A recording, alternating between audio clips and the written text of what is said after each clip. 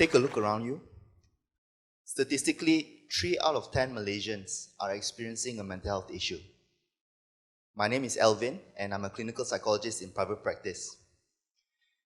When I was an undergrad psychology student, I was going through a traumatic experience in my relationship. I felt helpless, did not know how to cope with my overwhelming emotions, and I didn't feel like I belonged in this world. It was one of the difficult periods that I experienced in my life. I was depressed. I understood that mental health services was needed, but therein lies the problem. I approached the private centers around Klang Valley and was quoted 200 ringgit and above in order to receive a session of therapy. And a typical course of counseling could last 8 sessions or more.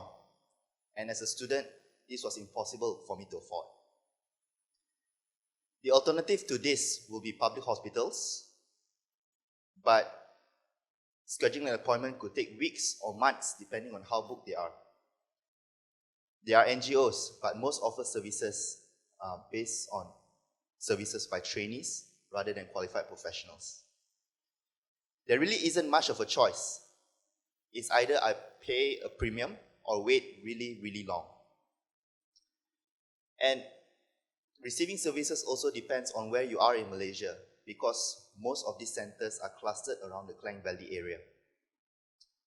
I was fortunate to have received therapy from a lecturer of mine at no cost. It was a life-changing experience. And since then, providing access to mental health became my personal mission.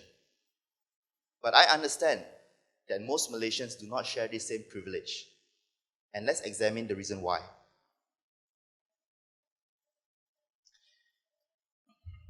One of the reasons is because there is no allocated budget for mental health care. In a report in 2016, it showed that mental health accounts for less than 0.4% of the total healthcare budget. And based on this expenditure, these are the total numbers of mental health professionals in the public sector.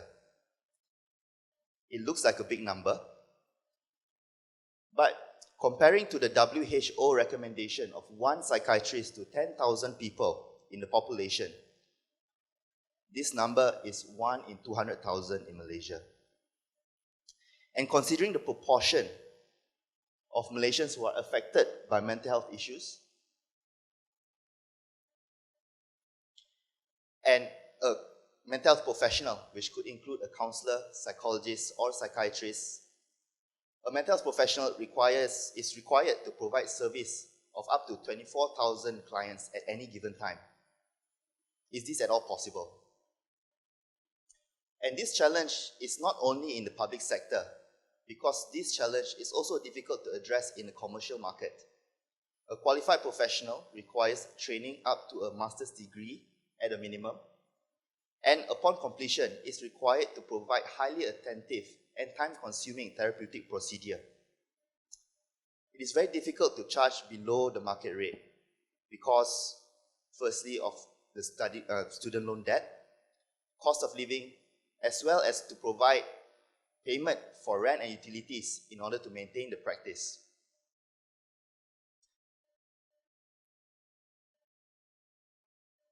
And because of that, it accounts for 15% of the average household income for a person in the family to receive services.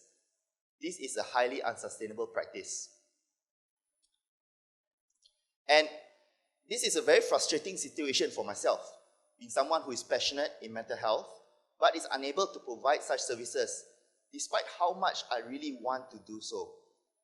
Providing services and receiving therapy is simply not affordable for the average Malaysian.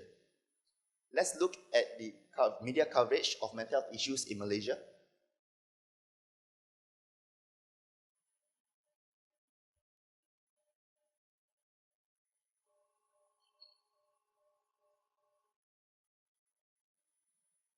So how do we overcome this problem? My colleagues and I have been approaching this from a cost perspective. And one way to lower costs is to improve efficiency in delivering services.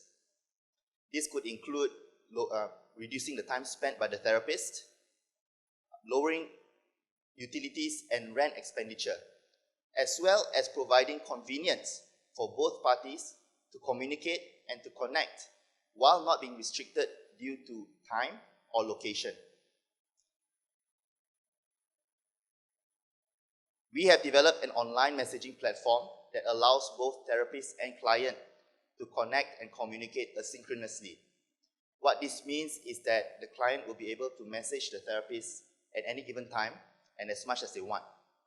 On the other hand, the therapist will be allowed to provide daily responses whenever they are available. This could mean reaching out to their clients at a cafe before work begins, in between consultations, or during the commute in the train. And because of the efficiency and convenience, cost is significantly lowered. We have come to a time where there is significant breakthrough in technology and mental health literature. Now, it is possible to develop meaningful digital relationships. It is also possible for emotional and behavioral change to be taught. To the depressed undergrad psychology student, to the average Malaysian who is going through a rough patch, and to those who have nowhere to turn to when the going gets rough, it is time for them to receive the help and guidance that they deserve. That is my idea worth spreading.